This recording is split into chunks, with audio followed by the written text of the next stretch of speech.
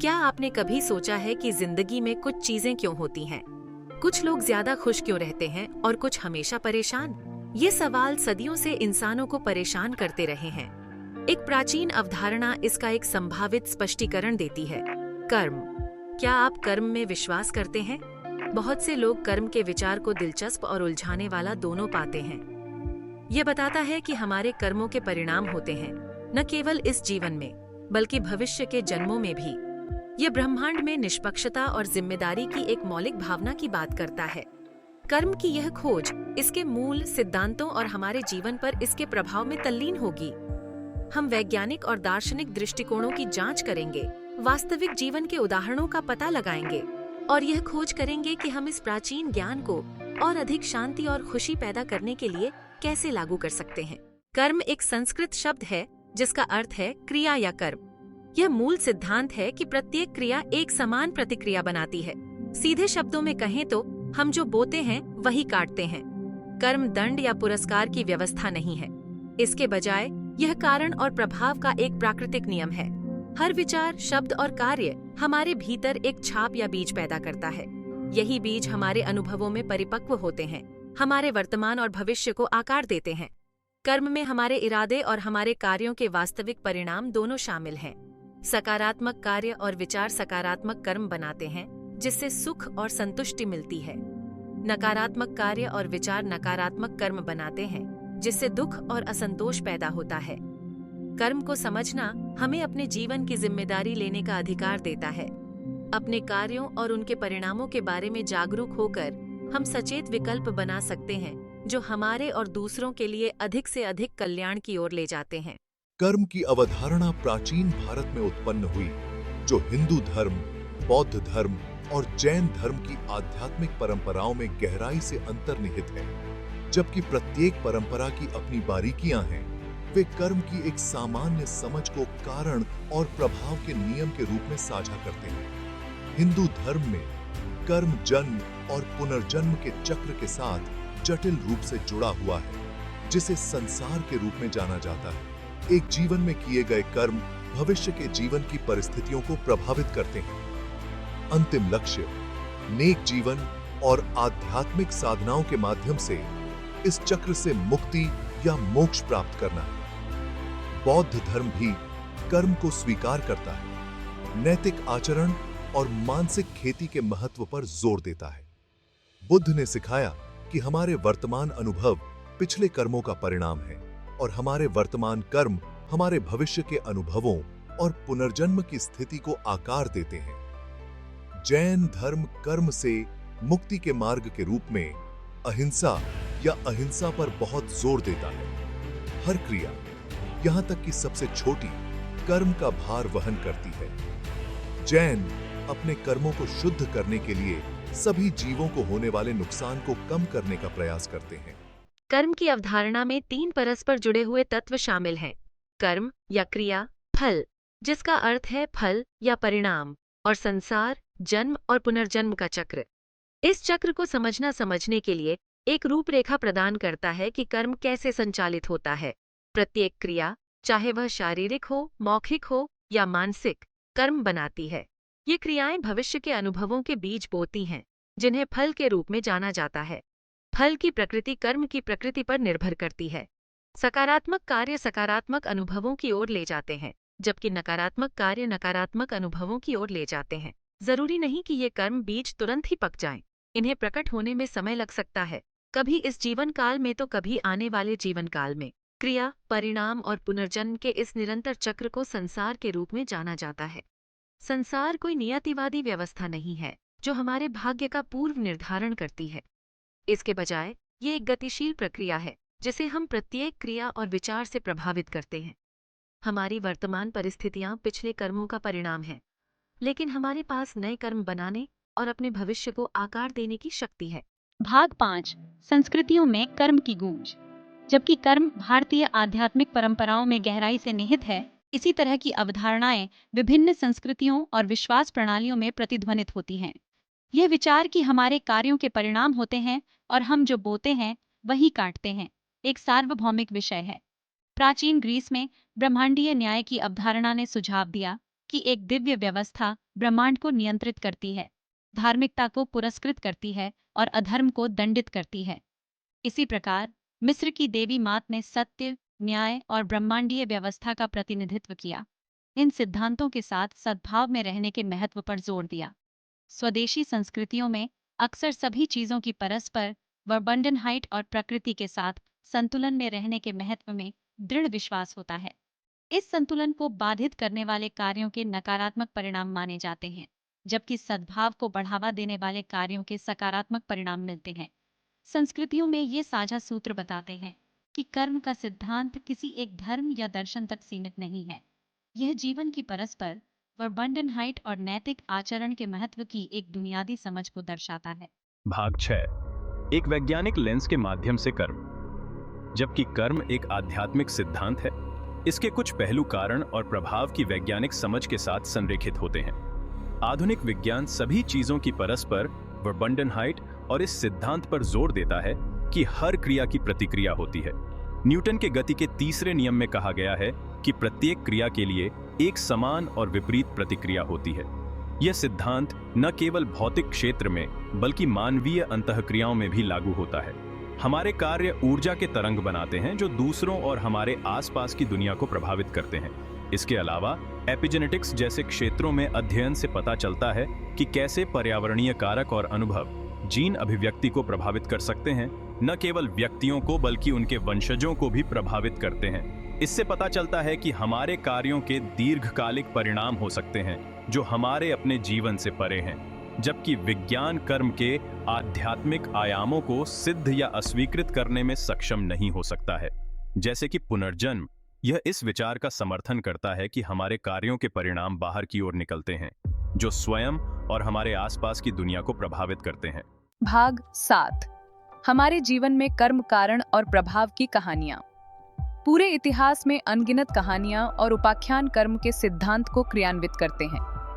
ये वास्तविक जीवन के उदाहरण इस बात का ठोस प्रमाण प्रदान करते हैं कि हमारे कार्य, सकारात्मक और नकारात्मक दोनों ही, हमारे अनुभवों को कैसे आकार देते हैं। एक प्रेरक कहानी एक ऐसे युवा लड़के की है जो अपने दिन अपने गांव के दूसरों की मदद करने में बिताता था। वह बूढ़ों के लिए पानी ढोता, जरूरतमंदों के लिए जलाऊ लकड़ी इकट्ठा करता और हमेशा मदद के लिए हाथ बढ़ाता। जैसे जैसे वह बड़ा होता गया, उसने अपने निस्वार्थ कार्यों को जारी रखा, अपने आसपास के सभी लोगों का प्यार और सम्मान अर्जित किया। जब गांव में प्राकृतिक आपदाएं आईं, तो वह चमत्कारिक रूप से नुकसान से बच गया, जिससे कई लोगों का मानना हुआ कि उसके अच्छे कर्म ने उसकी रक्षा की है। इसके विपरीत इतिहास उन व्यक्तियों के उदाहरणों से भरा पड़ा है जिन्होंने क्रूरता और हिंसा के कार्य किए, केवल जीवन में बाद में दुर्भाग्य और पीड़ा का सामना करने के लिए। ये कहानियां सतर्क कहानियों के रूप में काम करती हैं, जो हमें याद दिलाती हैं कि हमारे नकारात्मक कार्यों के दूरगामी परिणाम हो सकते हैं, न केवल दूसरों के लिए बल्कि खुद के लिए भी। भाग 8, सकारात्मक कर्म की खेती। जागरूकता के साथ जीना। कर्म को समझना अतीत पर ध्यान देने या भविष्य के परिणामों से डरने के बारे में नहीं है। इसके बजाय यह हमें और अधिक सचेत रहने और ऐसे विकल्प बनाने का अधिकार देता है जो हमारी अपनी भलाई और दूसरों की भलाई में योगदान करते हैं। सकारात्मक कर्म की खेती में पहला कदम प्लीन कॉन्शियस विकसित करना है। अपने विचारों, शब्दों और कार्यों पर ध्यान देकर हम उन बीजों के प्रति जागरूक हो जाते हैं जिन्हें हम बो रहे हैं। इस जागरूकता के साथ हम ऐसे तरीकों से कार्य करना चुन सकते हैं जो सकारात्मक कर्म पैदा करते हैं। सकारात्मक कर्म की खेती में करुणा एक और आवश्यक घटक है। जब हम दया, समझ और उदारता के साथ कार्य करते हैं तो हम सकारात्मकता का एक लहर प्रभाव पैदा करते हैं। दयालुता के छोटे छोटे कार्य जैसे मदद के लिए हाथ बढ़ाना, सुनने के लिए कान या एक दयालु शब्द दूसरों और खुद पर गहरा प्रभाव डाल सकते हैं। आध्यात्मिक साधनाओं में संलग्न होना जैसे ध्यान, प्रार्थना और निस्वार्थ सेवा हमारे कर्म को शुद्ध करने में भी मदद कर सकती है। ये अभ्यास आंतरिक शांति, करुणा और ज्ञान की खेती करते हैं, जिससे हम प्रेम और समझ के स्थान से कार्य कर सकते हैं। भाग 9, कर्म के आलोचक, शंकाओं का समाधान। अपनी व्यापक स्वीकृति के बावजूद कर्म की अवधारणा को आलोचनाओं और संशयवाद का भी सामना करना पड़ता है। कुछ लोगों का तर्क है कि यह एक नियतात्मक विश्वास प्रणाली है जो व्यक्तिगत जिम्मेदारी को दूर करती है, जबकि अन्य इसकी निष्पक्षता और अनुभवजन्य साक्ष्य की कमी पर सवाल उठाते हैं। एक आम आलोचना यह है कि कर्म सामाजिक असमानताओं को उचित ठहराता है। आलोचकों का तर्क है कि यह दुर्भाग्य के शिकार लोगों को उनके पिछले कार्यों के लिए दोषी ठहराता है, सामाजिक पदानुक्रम और अन्याय को कायम रखता है। हालांकि यह ध्यान रखना महत्वपूर्ण है कि कर्म दोष या दंड के बारे में नहीं है। यह हमारे कार्यों के परिणामों और सभी प्राणियों की परस्पर वर्बंडनहाइट को समझने के बारे में है। एक और आलोचना यह है कि कर्म स्वतंत्र इच्छा के विचार का खंडन करता है। यदि हमारा वर्तमान पिछले कर्मों से निर्धारित होता है, तो हमारे पास पसंद की वास्तविक स्वतंत्रता कैसे हो सकती है?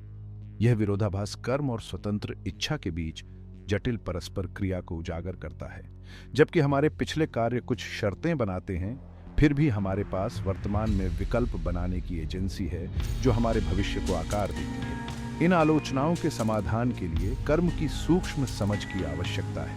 यह पूर्व नियति की एक कठोर प्रणाली नहीं है, बल्कि कारण और प्रभाव की एक गतिशील प्रक्रिया है, जिसे हम अपने विचारों, शब्दों और कार्यों के माध्यम से प्रभावित कर सकते हैं। भाग 10 कर्म और स्वतंत्र इच्छा, विरोधाभास को नेविगेट करना। कर्म और स्वतंत्र इच्छा के बीच संबंध एक जटिल और अक्सर बहस का विषय है। कुछ लोगों का तर्क है कि कर्म स्वतंत्र इच्छा को नकारता है, जबकि अन्य का मानना है कि स्वतंत्र इच्छा कर्म के ढांचे के भीतर काम करती है। हमारा पिछला कर्म जीवन काल में संचित कुछ परिस्थितियां और प्रवृत्तियां पैदा करता है जो हमारे वर्तमान जीवन को प्रभावित करती हैं। ये प्रवृत्तियां व्यक्तित्व लक्षणों, शक्तियों, कमजोरियों और जीवन परिस्थितियों के रूप में प्रकट हो सकती हैं। हालांकि इसका मतलब यह नहीं है कि हमारे जीवन पूर्व निर्धारित हैं। हमारे कर्मिक कंडीशनिंग के ढांचे के भीतर हमारे पास अभी भी चुनाव करने की स्वतंत्रता है। हर पल जागरूकता, करुणा और ज्ञान के साथ कार्य करने का अवसर प्रस्तुत करता है। ये विकल्प नए कर्म बनाते हैं, हमारे भविष्य के अनुभवों को आकार देते हैं और संसार के चक्र को प्रभावित करते हैं। कल्पना कीजिए कि एक नदी अपने किनारों के भीतर बह रही है। बैंक हमारी कर्मिक कंडीशनिंग का प्रतिनिधित्व करते हैं, जो पानी की दिशा और प्रवाह को प्रभावित करते हैं। हालांकि उन किनारों के भीतर पानी चलने, लहरने और यहाँ तक कि समय के साथ किनारों को नष्ट करने के लिए स्वतंत्र है। इसी तरह हमारी स्वतंत्र इच्छा हमारी कर्मिक कंडीशनिंग के ढांचे के भीतर काम करती है, जिससे हम अपने जीवन को नेविगेट कर सकते हैं और नई संभावनाएं पैदा कर सकते हैं। भाग 11 कर्म के साथ जीना, विकास की यात्रा। कर्म कोई ऐसी अवधारणा नहीं है जिससे डरा जाए या खुद को या दूसरों को आंका जाए। इसके बजाय यह आत्म प्रतिबिंब, विकास और अधिक सकारात्मक और पूर्ण जीवन बनाने का एक उपकरण है। कर्म को समझकर हम अधिक जागरूकता, करुणा और जिम्मेदारी के साथ जीवन का सामना कर सकते हैं। जब हम चुनौतियों का सामना करते हैं, तो कर्म को दोष देने या खुद को पीड़ित महसूस करने के बजाय हम उन्हें विकास और सीखने के अवसरों के रूप में देख सकते हैं। ये चुनौतियां पिछले कार्यों का परिणाम हो सकती हैं, लेकिन ये वर्तमान में अलग अलग चुनाव करने और अधिक सकारात्मक भविष्य बनाने का मौका भी देती हैं। कर्म के साथ जीना निरंतर सीखने और विकास की यात्रा है। यह हमारे दैनिक जीवन में क्लीन कॉन्शियस, करुणा और ज्ञान की खेती करने के बारे में है। यह सभी प्राणियों के साथ हमारी परस्पर वर्बंडनहाइट को पहचानने और यह समझने के बारे में है कि हमारे कार्यों के परिणाम होते हैं, दोनों अपने और दूसरों के लिए। कर्म के सिद्धांत को अपनाकर हम अपने जीवन को प्रतिक्रिया और पीड़ा से बदलकर जागरूकता, करुणा और उद्देश्यपूर्ण कार्रवाई में बदल सकते हैं। हम न केवल अपने जीवन में बल्कि अपने आसपास की दुनिया में भी सकारात्मकता का एक लहर प्रभाव पैदा कर सकते हैं। कर्म का आइडिया तो बहुत लोगों को मान्य है, लेकिन इस पर बहस भी कम नहीं होती। बहुत से लोग ऐसे भी हैं जो कर्म को इसलिए नहीं मानते क्योंकि इसके कोई पक्के सबूत नहीं हैं। देखो भाई, जब कर्म के असर इतने सूक्ष्म और लंबे समय के होते हैं, तो इन्हें साबित कैसे किया जाए? एक और बात जो कर्म को लेकर कही जाती है वो ये कि लोग इसका गलत मतलब निकाल सकते हैं। कुछ लोग कर्म का इस्तेमाल दूसरों की तकलीफों या उनकी असमानता को सही ठहराने के लिए करते हैं। वो कहते हैं कि जो भी हो रहा है वो उनके पिछले जन्म के कर्मों का फल है। इससे वो लोग जो मुसीबत में हैं, उन पर दोष मढ़ा जाता है और उनके लिए हमदर्दी नहीं रहती।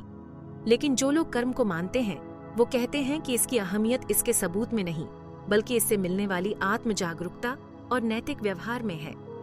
ये सिद्धांत हमें अपने कामों और दूसरों पर उनके असर के बारे में सोचने के लिए प्रेरित करता है। इससे हमारे अंदर जिम्मेदारी और एक दूसरे से जुड़ाव की भावना पैदा होती है। हाँ, पक्के सबूत तो नहीं है, लेकिन बहुत से लोग अपने जीवन के अनुभवों से कर्म के सिद्धांत को सही मानते हैं। ये व्यक्तिगत अनुभव भले ही किस्से कहानियों जैसे हों, लेकिन सकारात्मक बदलाव लाने के लिए एक बड़ी प्रेरणा हो सकते हैं। सारी बातों के बावजूद कर्म का विचार बहुतों के लिए एक अर्थपूर्ण ढांचा बना हुआ है।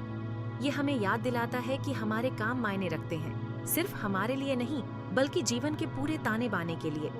कर्म के मूल को समझकर हम एक ज्यादा दयालु और जागरूक जीवन जीने की कोशिश कर सकते हैं। आखिर में कोई कर्म को आध्यात्मिक सच्चाई माने, कोई नैतिक मार्गदर्शक या फिर बस एक उपयोगी रूपक, अलग अलग संस्कृतियों और फिलॉसफीज में इसकी मजबूत उपस्थिति मानव विचारों और व्यवहार पर इसके गहरे प्रभाव को दर्शाती है। कर्मा की गहराइयों में दोस्तों, कर्म की पेचीदा बातों पर हमने साथ में सोचा। हमने इसके पुराने इतिहास को देखा, अलग अलग संस्कृतियों में इसकी मौजूदगी को समझा और विज्ञान की नजर से भी इसे देखा। हमने उन कहानियों को भी सुना जो कर्म के गहरे असर को दिखाती हैं। हमने कारण और परिणाम के चक्र को खोला और समझा कि हमारे काम कैसे समय और जगह में गूंजते हैं। हमने कर्म को लेकर होने वाली बहस और आलोचनाओं का भी सामना किया। माना कि इसके कोई ठोस सबूत नहीं है, लेकिन फिर भी ये हमें खुद के बारे में और नैतिकता के बारे में सोचने पर मजबूर करता है। कर्म का विचार हमें अपने कामों के बारे में सोचने, जिम्मेदारी की भावना पैदा करने और आपसी जुड़ाव को समझने के लिए प्रेरित करता है। अपने विचार बातिए। अब हम आपको रुकने और कर्म के बारे में अपने विचारों पर सोचने के लिए कहते हैं। आप अपने कामों का अपने जीवन और दूसरों के जीवन पर क्या असर देखते हैं? अपने विचार और अनुभव कमेंट सेक्शन में जरूर बताएं। आपकी कहानियां और नजरिए इस सनातन विचार को समझने में हमारी मदद करेंगे। अगर आपको ये जानकारी अच्छी लगी हो तो हमारे चैनल को लाइक, शेयर और सब्सक्राइब जरूर करें। और भी अच्छी बातों के लिए हमारे साथ जुड़े रहें। मिलते हैं अगली बार तक, और याद रखिए, हर काम मायने रखता है। दोस्तों, अगर आप भी हमारे साथ इस यात्रा में शामिल होना चाहते हैं तो अभी सब्सक्राइब करें और बेल आइकन दबाएं ताकि कोई भी नई जानकारी आपसे छूट न जाए।